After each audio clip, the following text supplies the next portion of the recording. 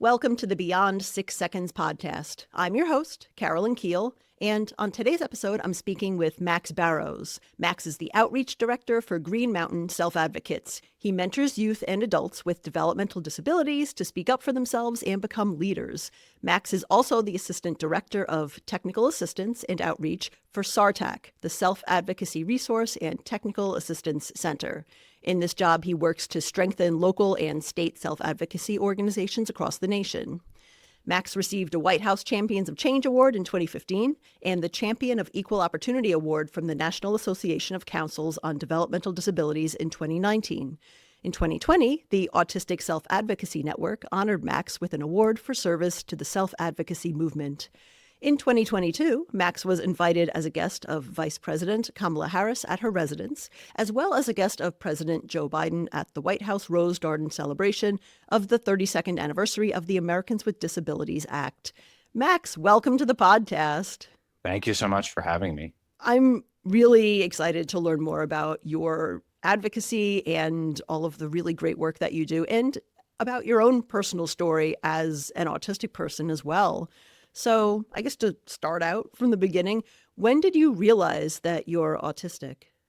First of all, that's a really good question, but I would say I was first told that I was autistic when I was in my teens.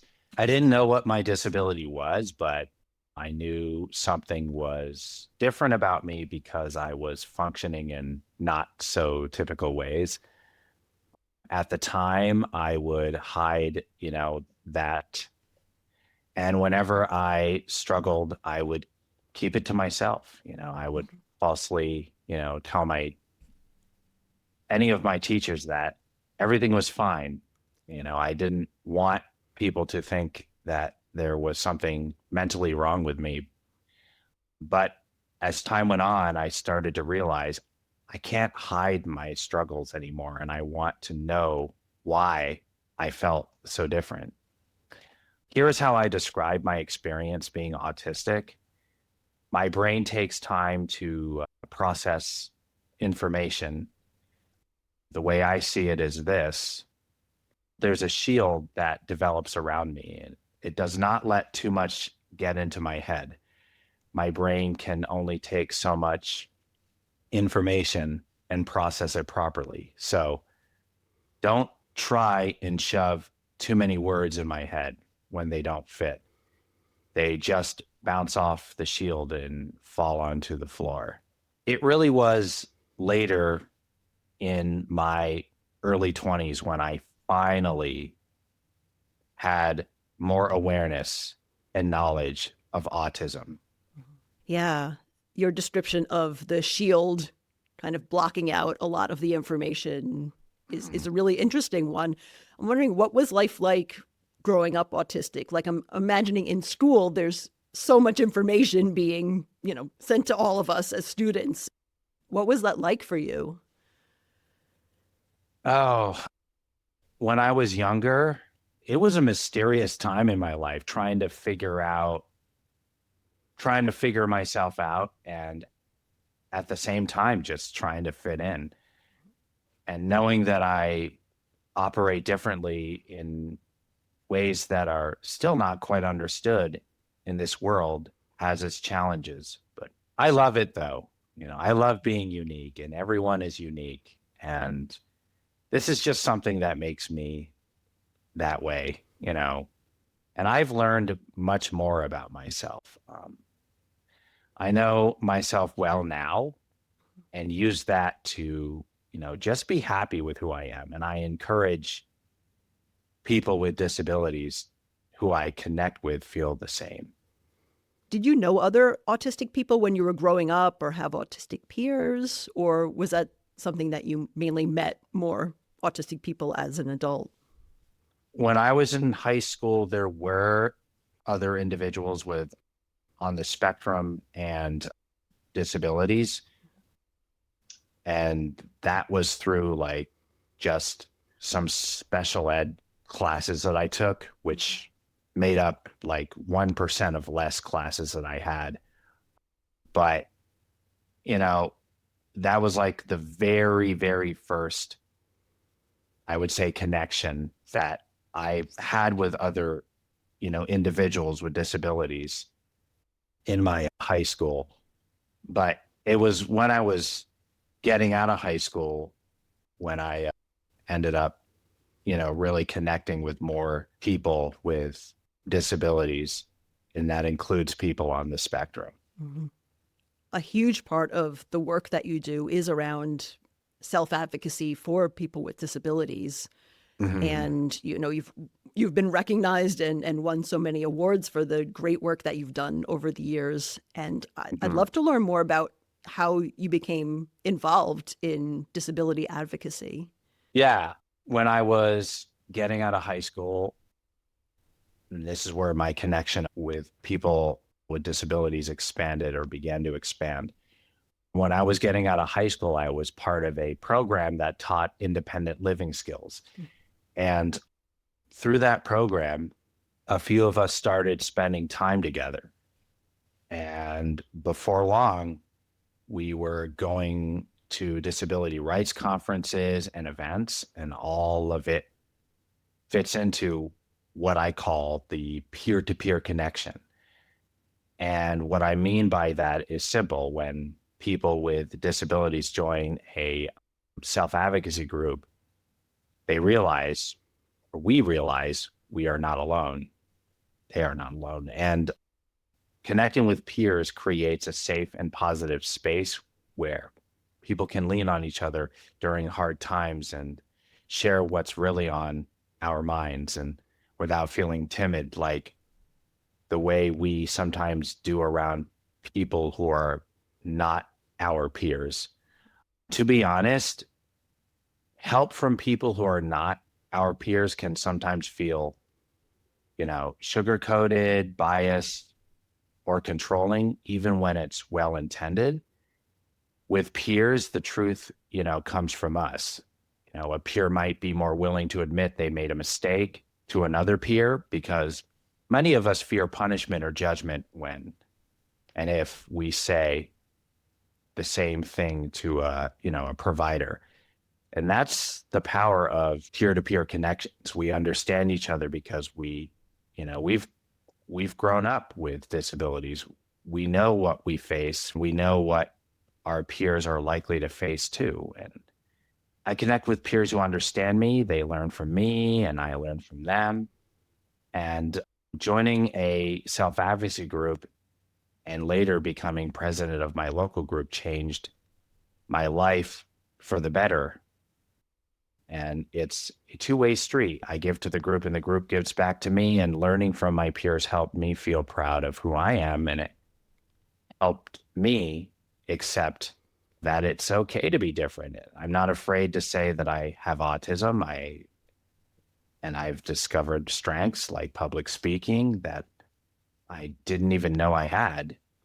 And peer-to-peer connections, help us become better leaders. And we believe in one another because we see each other's strengths and we give real feedback to each other and have high expectations for each other. And that's what peer-to-peer connection is all about: learning from each other, telling the truth, and building leadership, from, the inside out.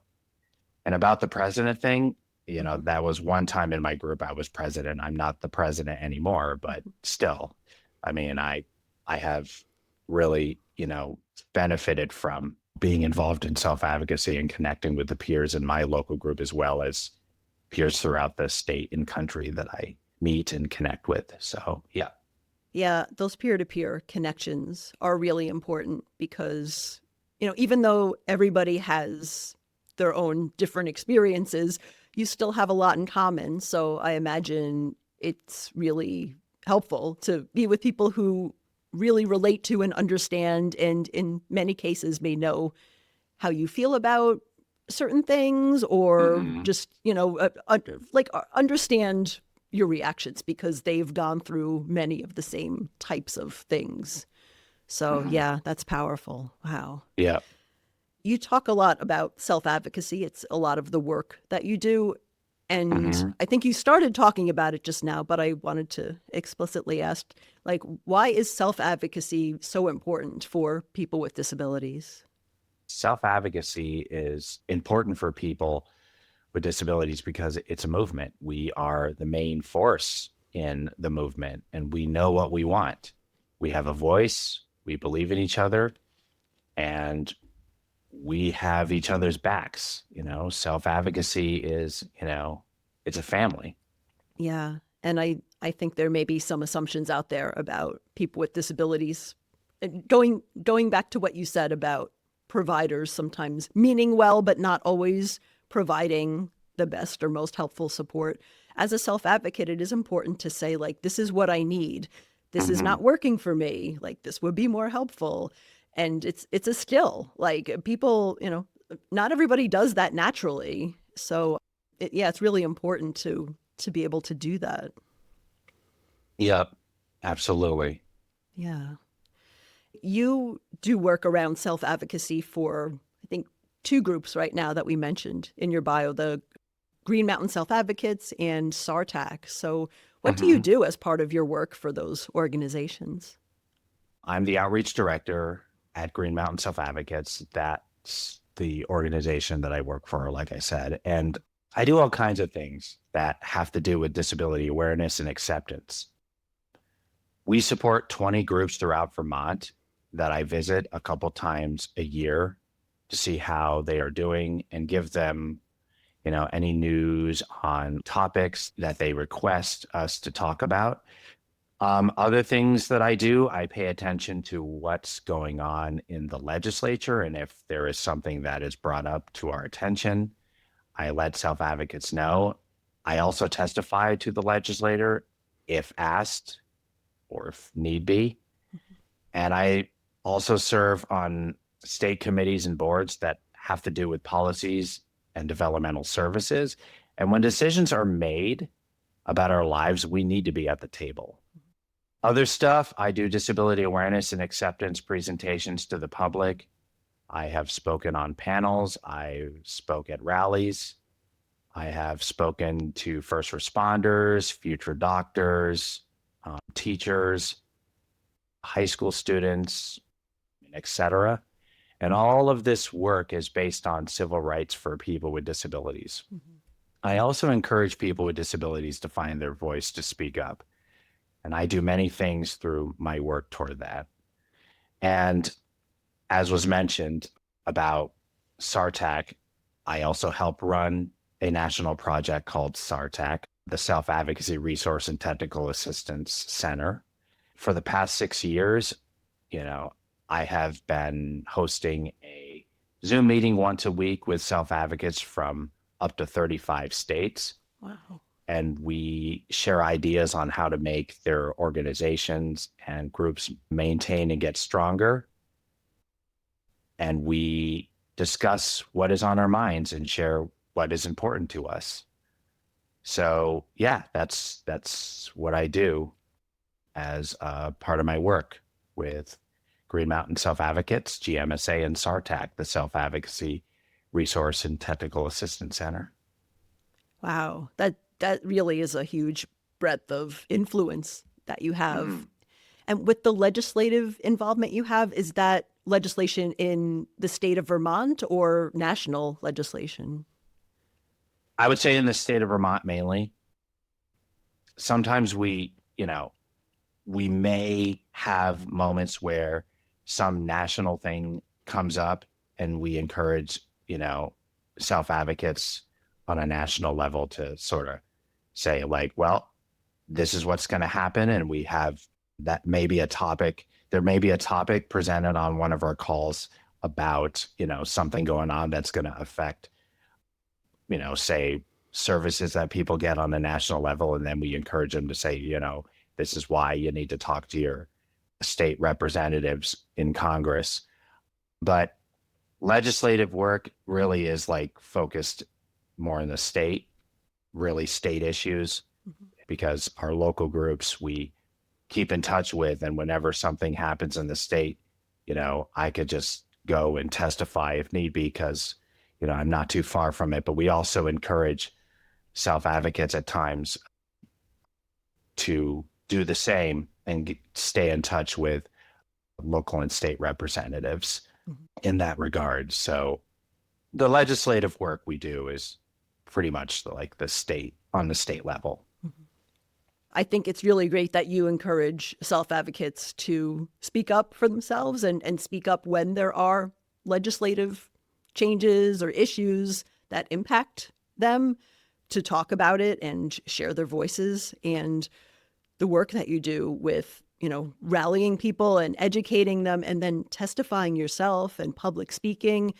For some people, public speaking is a little scary and intimidating. So how did you get comfortable with that? Was it just something that you naturally gravitated towards, or were there ways that you helped get comfortable and get other people comfortable?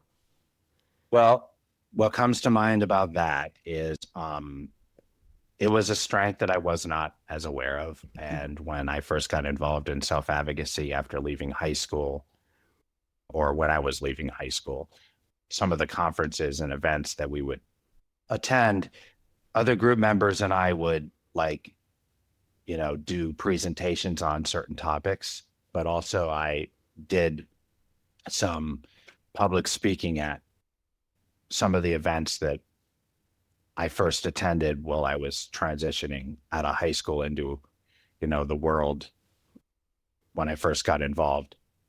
And I think just over time, there was, an opportunity for me to, do this job that I took when it was open. And I think over time, when it comes to public speaking, I do get nervous. I mean, that's natural. But what I was taught and what I teach other people when they public speak is, nervousness is great. Nervousness is not a bad thing. Right. Nervousness is something that you should not be, ashamed of or feel bad about. It means you want to do well. And that's what I have to remind myself, but also I encourage people who also do public speaking whenever they feel nervous about it. It means you want to do well if you're nervous. And that's kind of how I keep my nervousness in check, but also encourage other people who may do public speaking or do public speaking that express their nervousness. I tell them, it means you want to do well. So don't feel like you can't be nervous. It's okay to be nervous. Yeah, that's a really important point about speaking in public, because I think the nervousness makes people not want to do it. But you're right, at least a little bit of nervousness, it does mean that you care, and it's not bad, and it doesn't mean that you can't go up and share. And almost everybody, even if they've presented a lot or for many, many years, a lot of people still get nervous every single time they get up. But it's still important to share your voice, and it really is okay to be nervous. Yeah. Yeah. And the other thing I want to point out is some people have told me or have said to me that you don't look nervous. And I'm like, it's a hidden thing, but I have to say to them, I'm nervous whenever I get up, but again, it means you want to do well. So yeah, that's important for people to realize too, is that sometimes speakers may not look nervous when they're up, but a lot of people are. It doesn't mean that you can't speak publicly if you get nervous. It's okay. Thank you for sharing that. That's really important. Max, you do such amazing work. And if people want to get in touch with you to learn more about the work that you do, what's the best way for them to do that? People can get in touch with me by looking me up online. The organization that I work for, is Green Mountain Self-Advocates. Our website, you can find me there. Sometimes I just talk about my work with people that I know and meet, and I network with people. That's great. I can put a link to your two organizations in the show notes of this podcast so people can learn more about the work they do and the work that you do there as well, and they can find you through those. Is there anything else that you'd like our listeners to know, or anything that they can help or support you with? We are smart in our own way. There's no certain way to be smart. Everyone is smart in our own way, no matter where we are on the spectrum. Yeah. In terms of other things, there's been some topics that I've been very passionate about. One of the things that I have been paying attention to and I'm passionate about is like policing and police and autism. And on a state level, every 6 months, I go to the Vermont State Police Academy and I do it with a disability rights lawyer. We present disability awareness and acceptance to new recruits, new people that are going into police departments throughout, the state on how to better communicate, work with, and, interact with people with disabilities. And I also have been part of a project working on a curriculum on a national level on changing how law enforcement interacts with people and works with and communicates with people with disabilities in terms of a bigger project, putting an end to violence against people with disabilities. And a lot of the things that have come up through that work is just from what I've learned is how the way autism affects like how we communicate through socializing can be seen as, non-compliant in terms of the so-called behaviors. And that is very concerning to me because, there has been incidences where force has been used on people who are on the spectrum, I believe, or I think, and also people that have mental health conditions. And misunderstanding autism for someone not complying with order given to them by someone who works for law enforcement has been an issue of concern that I have been addressing as an autistic person.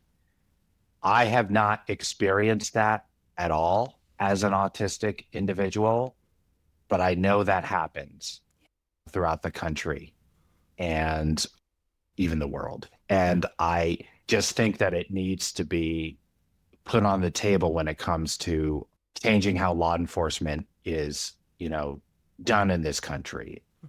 Again, I just think that when we talk about police, especially with like issues that have happened in the last 10 plus years from police misconduct used on individuals of color, I think it's more than that. It's also people with disabilities that can be subject to police misunderstandings while interacting with officers. And I think that we need to continue to speak up about that.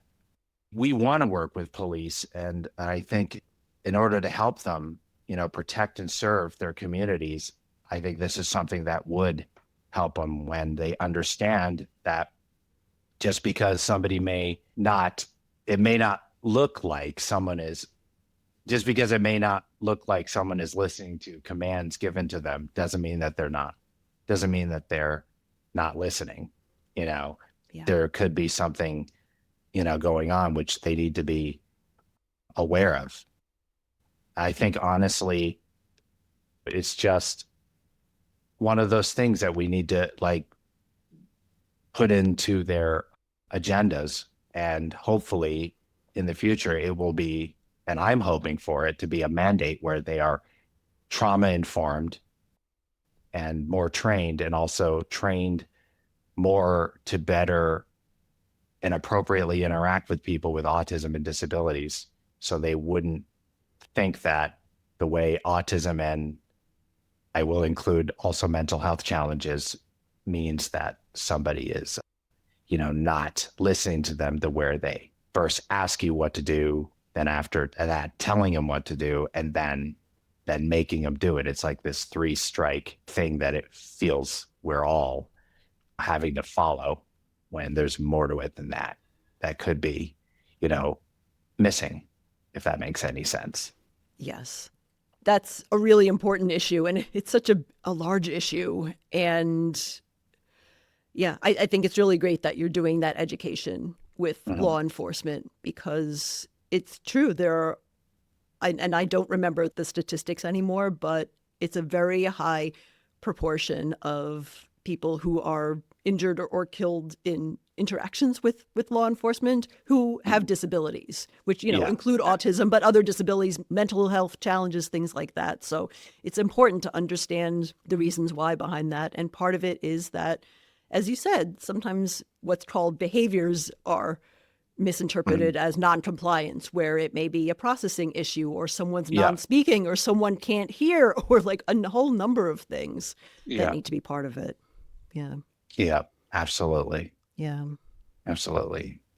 And another thing too that I wanted to discuss is just within the last seems like a couple of years now, or within recently, there's been a lot of hurtful terms and language and discussions around autism on a national level, where I've heard more said about how, autism is this epidemic and it's, destroying families and just, you know, I am hurt by that language personally because it just sends out the wrong ideas and messages about autism. And I feel like in reality, if there's anything that makes growing up with a disability challenging for families and even the individuals, it's not the disability itself. It's the environment. It's not having enough support and accommodations, resources in place, not enough resources in place to help families of individuals with disabilities, as well as the individual itself. And it's just when some people talk about autism like it's this plague or this disease, or like there, needs to be a cure for it, it just makes autism sound like it's bad for the world. And unfortunately, I feel that message has resurfaced, and we need to say why it hurts us and continue to advocate for what the world can do better for individuals with autism and disabilities and their families, and just continue to remind the world that it's not the disability that's at fault, and it's not the individual that has a disability that's at fault. We grew up in a world where, was not our society was not created to include people with disabilities. It wasn't. It was assumed that everybody could see, walk, hear, but it's not the case, because people are born disabled or they get their disability later after they're born. Yeah.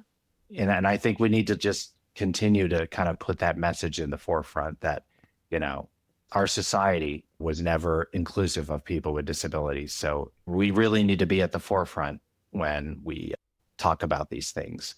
But yes, I just wanted to point that out because there's been hurtful terms and language used about, autism, again, calling it an epidemic, saying it's a disease. And then, terms like profound autism, just like those, it feels like the spectrum has been put in a bad spotlight when really there's a lot of things that,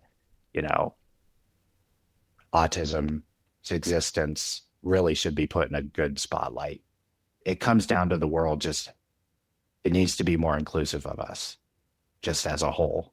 Yeah, absolutely. And that's where the self-advocacy piece really comes in, because I think, at least in the case with autism, I think people still tend to think of it as like, a childhood condition, and then you grow up and all the autistic adults just kind of disappear, which is obviously not what's happening. We do become adults, and being able to hear people talk about their experience and what they need is critical. And yeah, I agree with you that it really does seem like the conversations about disability and autism have taken a turn that seems to be more concerning in terms of language being used to describe it. The problem is, once you start dehumanizing people, bad things happen from that. That's like a doorway to, really bad, unfortunate things.